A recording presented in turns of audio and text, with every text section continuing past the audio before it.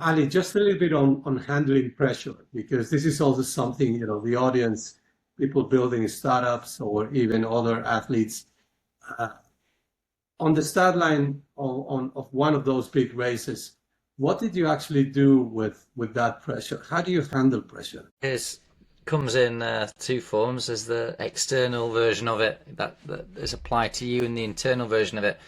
Again, this sounds like another cliche, but I think it's a very important one because, you know, to do anything well, you've had to have so much commitment to it. Everything that we've already, said, commitment to it. You have to be very decisive. You have to work hard at it. You have to be borderline obsessive. That internal pressure is big and should be big because something means so much to you that you put so much effort in to get there. Then you should be feeling that. So I think dealing with that for me is the real crux of performance, and lots of high performance performers struggle with that, and lots of very good athletes I think actually struggle to stand there and know that there's no reason why they shouldn't perform to the best of their ability. So that's one thing, and I dealt with that ultimately by saying my job is to prepare for the best of my ability, and now I've done that. I'm now stood on the start line. I've prepared to the best of my ability. I've just got to go out and deliver, which is the fun bit. I also the external pressure that's applied to you. There's nothing you can do that. And one of my coaches told me a long time ago. He said, it's much better to have external pressure than not have it. And giving me the old the old statement, pressure is a privilege, but going slightly further than that and saying, look, yeah, you're much better off having pressure than not having it because it means you've done something to deserve it. And isn't that a good thing? See that as an achievement in and of itself. And so I always kind of took that away with me as well. I love that perspective, actually.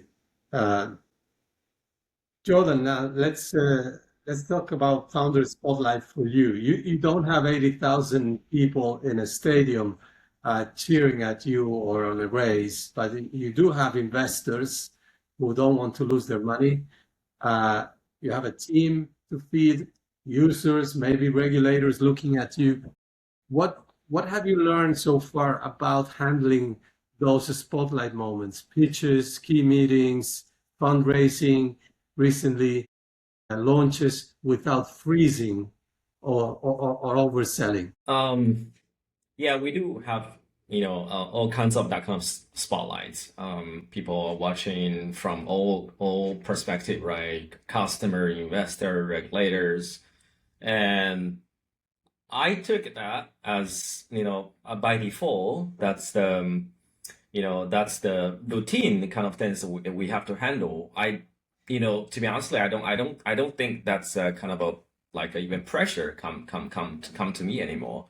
Yeah, in terms of this kind of how I handle this kind of spotlight, it's very simple for me. I just focus on my goal. I have a clear objective goals, year on year, quarter by quarter, month by month, week by week, and so we once you have that kind of a clarity, I'm not worried about how we're gonna to impress somebody, entertain somebody. I just clearly focus on what I have to do. In terms of what kind of action activity we have to do it, follow our like our roadmap. So with that kind of clarity, yeah, it's everything is normal.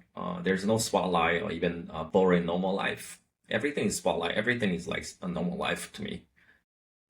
Very interesting, Jordan. Thanks for sharing that. So I think in both cases, whether you are in Leeds or in a pitch room, the game is always the same. You build enough internal stability, you do your Yeah, homework, you work to yeah, your limits, um, so that the external noise doesn't knock you off when it comes. No, yeah. um, Sure.